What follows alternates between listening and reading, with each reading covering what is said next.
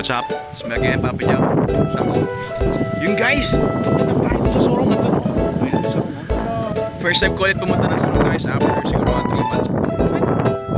3 months, ayun. Medyo lumaki yung tubig. Kaya wala tayong madaanan dito guys. Magbabansa tayo, yan. Nakikita niyo yung mga. Yan. Doon tayo sakay mamaya. Okay. Nakakamiss na yung head reveal ah. Ayan o.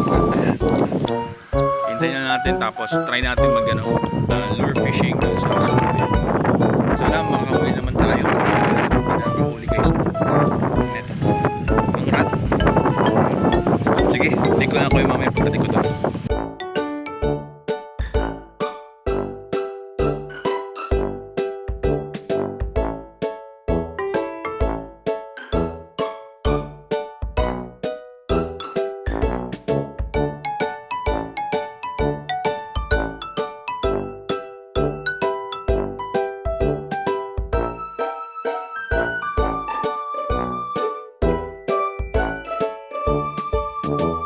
Guys, lakas ng hangin. Nandiyan na tayo guys para mamaya ano na lang gas-gas na tayo. Excited ako kahit mahangin eh, no? Sige na, bye. Baling gamit natin ngayon, ito bago. Si Takumi S. Yan, guwapo niyan guys. Oh. All metal.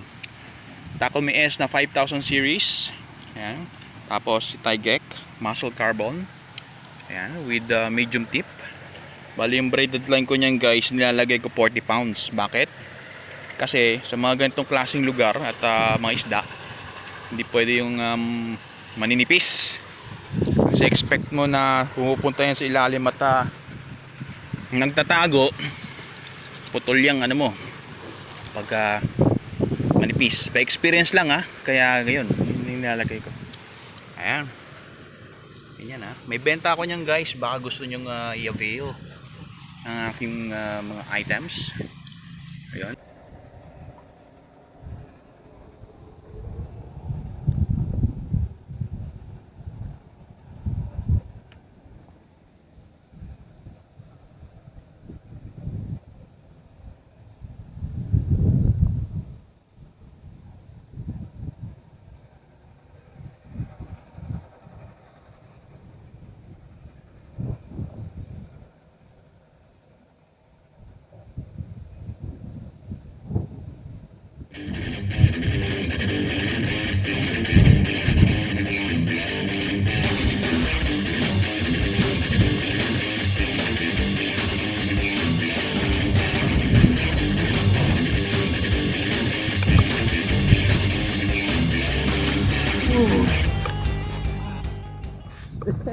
Guys, nakahuli ako.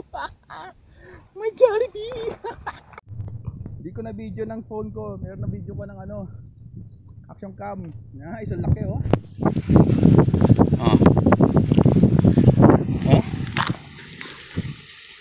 Siguro mga nasaan to? 1 kilo.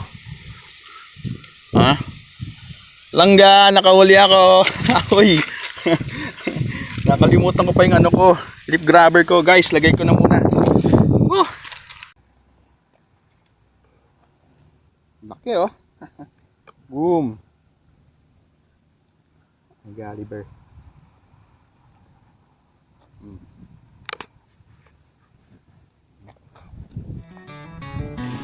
Yan guys, what's up? Pauwi na ako. Yun. Time check, it's already hindi nyo makita 10:30 na guys. Medyo mainit. Yun, tinan yung huli ko. Malaki yan.